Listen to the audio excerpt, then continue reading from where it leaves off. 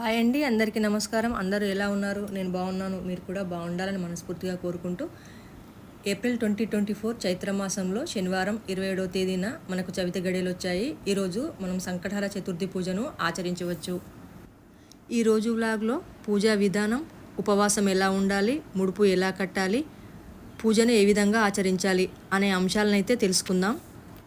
ముందుగా ఉదయాన్నే లేచి ఇల్లంతా శుభ్రపరచుకొని తలంటూ స్నానం చేసి పూజ గదిని కూడా చాలా శుభ్రంగా ఉంచుకోవాలి. పూజకు కావాల్సిన సామాగ్రిని అంతా సిద్ధం చేసి పెట్టుకోవాలి. గణపతికి అత్యంత ప్రీతిపాత్రమైన తిథులలో ప్రధానమైనది చవితి తిథి. మాసంలో మనకు చవితి గడియలు 2 సార్లు వస్తాయి.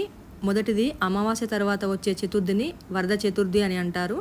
రెండవది పౌర్ణమి తర్వాత వచ్చే చతుర్థిని సంకటహర చతుర్థి అని అంటారు. ఈరోజు గణపతిని విశేషంగా పూజించుకుంటారు. ఇంట్లో ఏ పూజ చేసినా విశేషమైన రోజుల్లో ముందుగా గణపతిని అయితే పూజిస్తాము. ఏ పూజ చేసినా ముందుగా గణపతి పూజ చేసిన తర్వాతే. సంకటహర చతుర్థి మంగళవారం వచ్చినట్లయితే అంగారక చతుర్థి అని కూడా అంటారు. ఆ రోజు పూజను ఆచరించినట్లయితే చాలా మంచిది.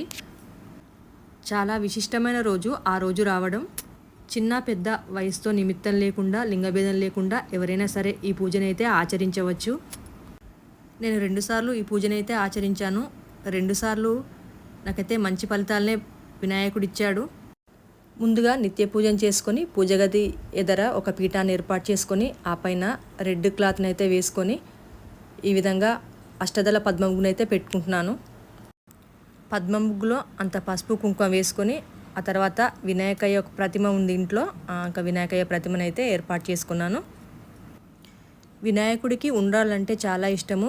నేను నైవేద్యంగా ఉండ్రాలను అయితే ముందే ప్రిపేర్ చేసి పెట్టుకున్నాను. వీలైతే ఉండ్రాళ్ళు, లేదు అంటే పాలు, పళ్ళు, అటుకుల బెల్లం ఏదైనా నైవేద్యంగా స్వామివారికి సమర్పించుకోవచ్చు. ఈ విధంగా వినాయకుడి ఫోటోను ఏర్పాటు చేసుకొని తెల్లటి మల్లెపూల మాలను అయితే సమర్పించుకున్నాను. ఆ తర్వాత దీప ప్రమిదలకి గంధం, కుంకుమ బొట్లతో అలంకరించుకొని ఈ విధంగా ధూపం కడ్డీతో అయితే దీపాలను వెలిగించుకుంటున్నాను.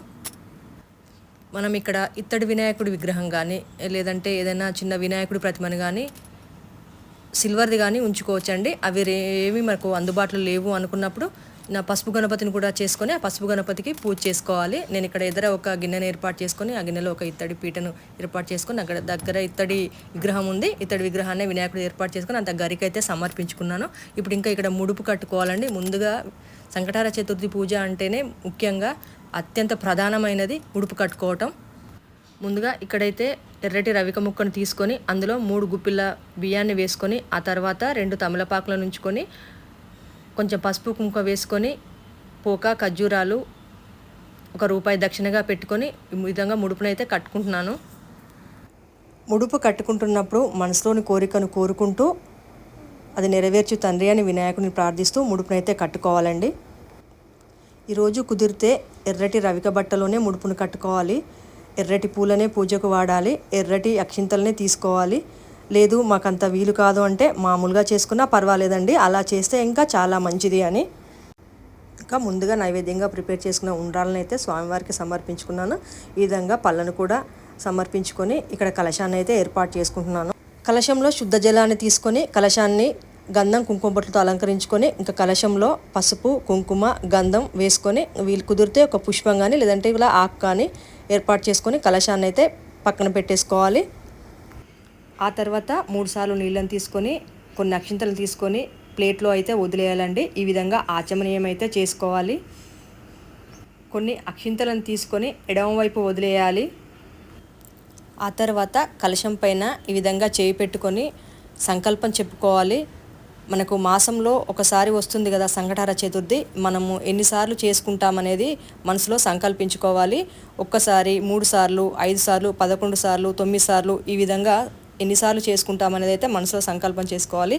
ఆ తర్వాత ఒక మామిడాకును తీసుకొని పూజా సామాగ్రిని అంతటిపైన చల్లాలి. దీనివల్ల పూజా సామాగ్రి అంతా శుద్ధి అయినట్లు అవుతుంది. కలశ మంత్రం చదువుకోవాలి. కలశ పూజ చేసుకోవాలి. వినాయకుడికి ధ్యాన మంత్రం చదివి ఆహ్వానించాలి. పాదయో పాద్యం సమర్పయామి, హస్తయో ఆర్ఘ్యం సమర్పయామి, ముఖే ఆచమనీయం సమర్పయామి, శుద్ధోదక స్థానం సమర్పయామి అంటూ ఈ విధంగా నీళ్ళని తీసుకొని పక్కకు వదిలేయాలి. ఈ విధంగా ఆర్ఘ్యపాద్యాలను చదువుకోవాలి. వినాయకుడి ముందు పసుపు, కుంకుమ, గంధం, కొన్ని అక్షింతలు వేసి ఒక పుష్పాన్ని సమర్పించుకోవాలి. ఇప్పుడు విఘ్నేశ్వర అష్టోత్తర శతనామావళి కానీ, సంకటనాశన స్తోత్రం కానీ చదువుకుంటూ గరిక కానీ పూలను కానీ సమర్పించుకోవచ్చు. ఇవేమీ మనకు అందుబాటులో లేవనుకున్నప్పుడు అక్షింతలను సమర్పించి కూడా ఈ పూజను ఆచరించవచ్చు. నేనైతే సంకటనాశన గణేశ స్తోత్రాన్ని అయితే చదువుకుంటూ ఈ విధంగా గరికను, పూలను సమర్పించుకున్నాను. ప్రణమ్య శిరసాదేవం గౌరీపుత్రం వినాయకం భక్తావాసం స్మరే నిత్యం మాయు కామార్థ సిద్ధయే ప్రథమం వక్రతుండం చ ఏకదంతం ద్వితీయకం తృతీయం కృష్ణపింగాక్షం గజవక్తం చతుర్దకం లంబోదరం పంచమంచ షష్టం వికటమేవచ. ఈ విధంగా స్తోత్రాలను చదువుకుంటూ గరికను, పువ్వులను అయితే సమర్పించుకున్నాను. ఆ తర్వాత మంగళహారతి పాట పాడుకుంటూ హారతిని కూడా స్వామివారికి సమర్పించుకున్నాను. మంగళమణి మంగళమణి మంగళమనరే మంగళమణి పాడరే మన గణనాదునకు మంగళమణి మంగళమణి మంగళమనరే మంగళమణి పాడరే మన గణనాదునకు. నాకు వచ్చిన ఒక హారతి పాటనైతే పాడుకొని ఈ విధంగా స్వామివారికి హారతిని అయితే సమర్పించుకున్నాను. ఆ తర్వాత కర్పూర హారతిని కూడా ఈ విధంగా సమర్పించుకొని హారతి చుట్టూ ఈ విధంగా నీళ్ళను వదిలి నేను కూడా హారతిని కళ్ళకద్దుకున్నాను. 2 పుష్పాక్షింతలు తీసుకొని నా పూజలో ఏవైనా తప్పులున్నా, లోపాలున్నా క్షమించి తండ్రి అంటూ ఆయన పాదాల దగ్గర ఉంచి మనస్ఫూర్తిగా నమస్కరించుకున్నాను. జీవితంలో ఒక్కసారైనా ఆచరించవలసిన విశిష్టమైన పూజ ఈ సంకటహర చతుర్థి పూజ. తెలిసి సాటి మనిషిని బాధ పెట్టడం, అవమానించడం, హేళన చేయడం లాంటివి చేస్తే తప్పు.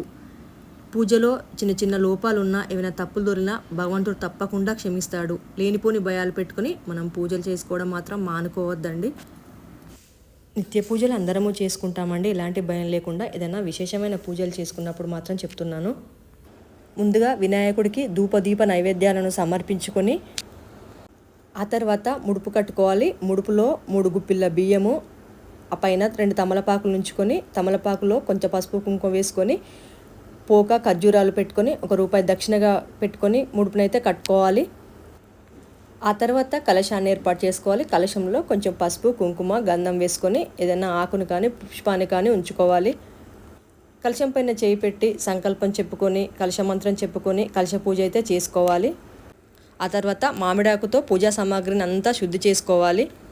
కలశంలోని మామిడాకుతో నీళ్ళని పక్కకు వదులుతూ ఆర్ఘ్యపాద్యాలను అయితే చదువుకోవాలి.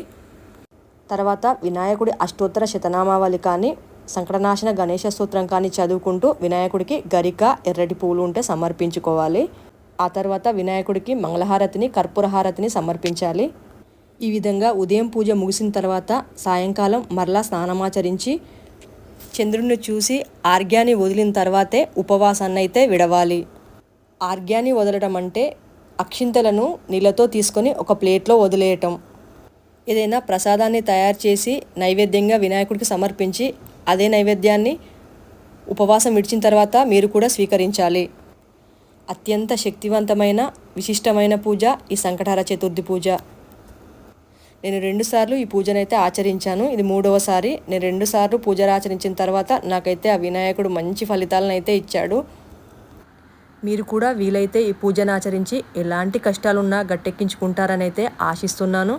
చాలా డీటెయిల్డ్గా, క్లియర్గా అయితే పూజా విధానాన్ని ఎక్స్ప్లెయిన్ చేశానని అనుకుంటున్నానండి. సంకటహర చతుర్థి పూజకు సంబంధించి చాలా వీడియోలు అయితే యూట్యూబ్లో ఉన్నాయి. కానీ నాకు తోచిన నేను చేసుకున్న పూజా విధానాన్ని అయితే ఇలాగా మీ ముందుంచాను. చిన్న చిన్న లోటుపాట్లు ఏవైనా ఉన్నా భక్తితో చేసిన పూజని భగవంతుడు తప్పకుండా స్వీకరిస్తాడన్న నమ్మకం. ఐ హోప్ ఈ పూజ మీకు నచ్చుతుందని అనుకుంటున్నాను. ఇవాళకైతే ఇంతేనండి వీడియో. మరో మంచి వీడియోతో మళ్ళీ కలుద్దాం. అంతవరకు బాయ్ అండి.